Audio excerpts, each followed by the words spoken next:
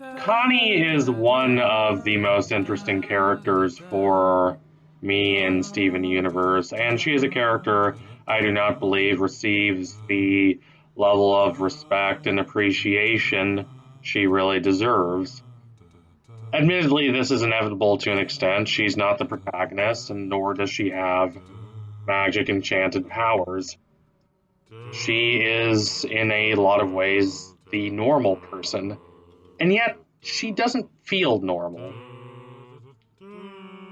Part of that is just because she's smart, she's clever, she's creative, but also it's because she has what is more conventionally felt to be the hero's journey. She is an ordinary person whose life is kind of boring and not particularly enjoyable. She's trapped in a little milieu, crushed under the weight of expectations. She's shy, she's reserved, yet this burning imaginative spirit.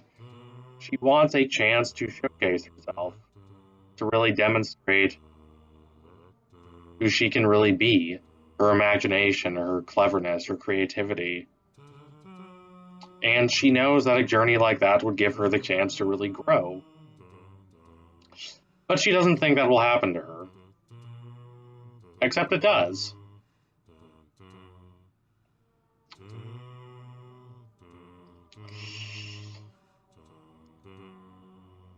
And that's interesting.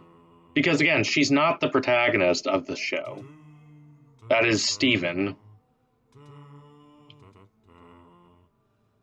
Interestingly, Steven is in many, many ways not your quintessential male protagonist at all. He is much more caring and tender. He's much more focused on just kind of being bubbly and cute and supporting people. That's not to say he doesn't have a lot of inner turmoil of his own. He absolutely does. But he is as different from the conventional model of the male protagonist as one can be. That focused on self-actualization, on a sense of physical prowess, on a sense of athleticism, forcefulness, stoicism to an extent. The character who fits that much more so, amusingly, is Connie. Now, obviously it's not a perfect fit for her either, but she is the one with the sword. She is the one who's kind of called out of her ordinary world and needs to hear that hero's call. She is the one who often does not always say what she is really feeling, for better and for worse.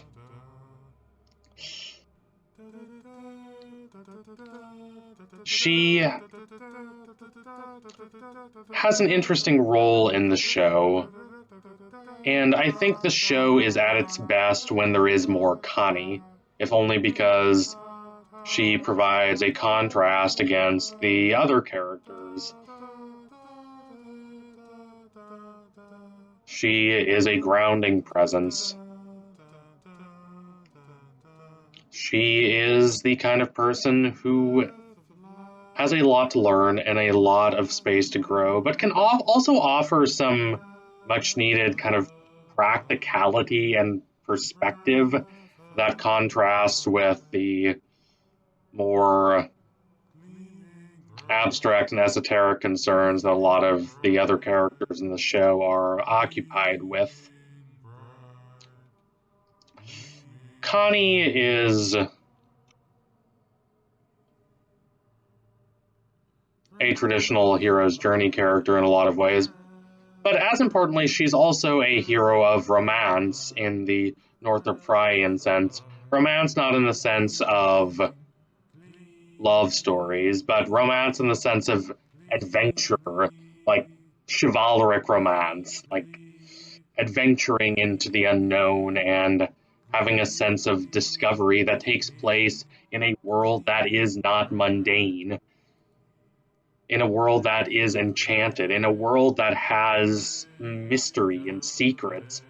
that go far beyond that of the ordinary expected routines of life. These kinds of adventure romances are, for Northrop Frye, the genre of summer. They're a time of and a space of adventure, of discovery, of wish fulfillment in a lot of ways, but not in a simplistic or shallow way,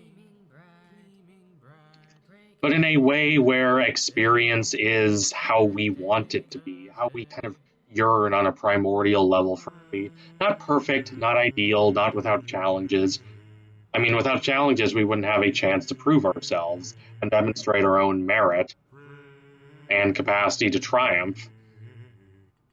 So it's not facile, hedonistic wish fulfillment, but it is in a sense that the world is not disenchanted and banal and mechanistic like it so often is in modern consumerist society. It's alive. It's thrumming with a sense of wonder and mystery that can enrich the individual and call them out to a greater sense of harmony and a greater sense of understanding, a broadening of their perspective far beyond what they initially expect and foresee. That fundamentally is Connie. She starts off as this relatively timid person. She's someone who loves reading books, not just because she likes reading, although she does, but because they give her the opportunity to have the kind of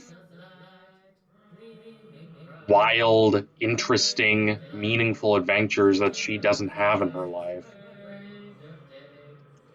She meets Stephen and she has that for the first time.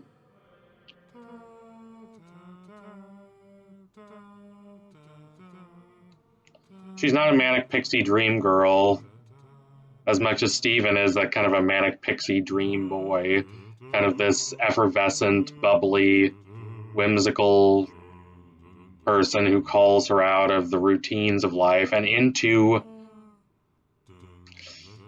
a sense of whimsy and discovery and self-exploration in a world, this world of adventure and myth that is so much vaster and so much more intriguing than what she's known before. And interacting with that intriguing world really brings out these hidden capacities in her. There is something almost Jungian in it. The great journey beyond what is conceived of as the self, that is dissatisfying and narrow because it is rote, because it is the shallow repetition of this constrained and cheap image of the self, this impoverished image of the self that is disconnected from the broader world. And so she is brought into contact with what Jung would see as the world that is wrongly seen as other. The purpose of the other world, the world of adventure and mystery, is not that it is genuinely other, that it is so completely divorced from the self, but that the self wrongly perceives it is completely divorced from the self, because it is divorced from this narrow self-image, this narrow conceptualization of the self. And so what the self must do is rid itself of the ego, rid itself of this shallow, facile perception of who one thinks one is. And that can be devastating, having to let go of something so core to one's personal life as a self-image, as a self-viewpoint. But letting go of that and seeing all these feelings, these experiences in the world, not as other, not as fundamentally different and bizarre as they seem at first, but as implicitly connected with the self. There is this larger sense of oneness, of connectivity that is disguised by the ordinary repetition of routine. This kind of adventure reveals that to Connie. It reveals that, yes, she is the kind of person who can have these adventures. Yes, this kind of vitality and exploration and energy and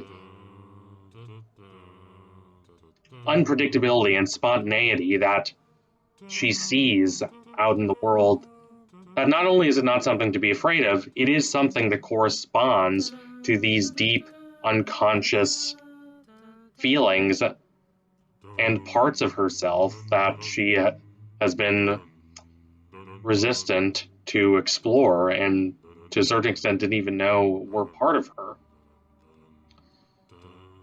I do think the show, to a certain extent, lets her down a little.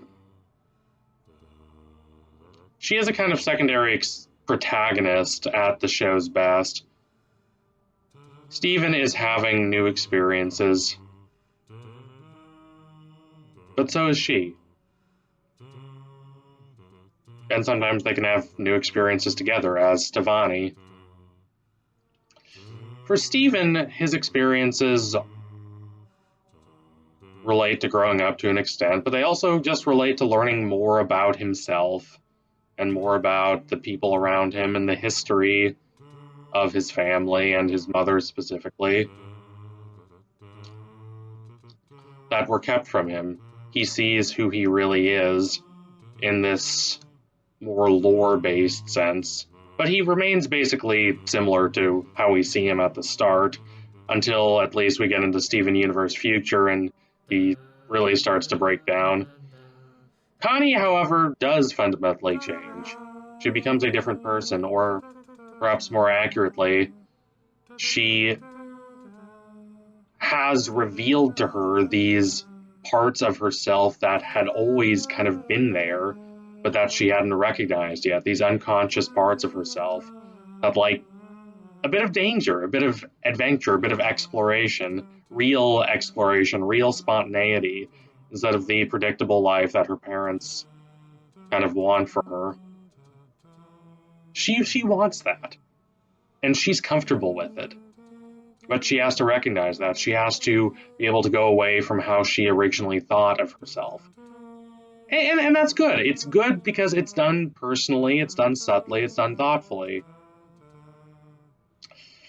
But at the same time, Connie kind of fades to the background a little, especially in the last few seasons of the show. There aren't any moments for Connie that stand out as well as her sword training sessions with Pearl early on that reveal, number one, how similar she really is to Pearl, and number two, how that similarity can be a bit dangerous in some ways. Connie fades to the back a little by the show's end. I wouldn't say she just becomes the quote-unquote girlfriend character,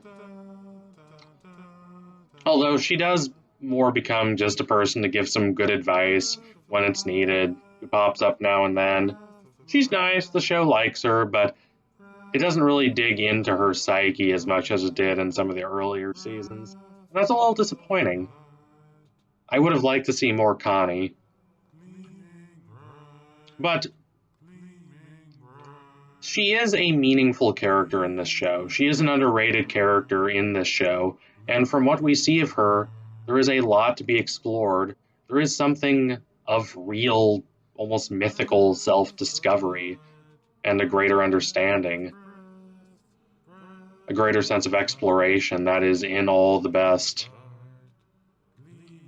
stories of fantasy and exploration and myth. I really like her.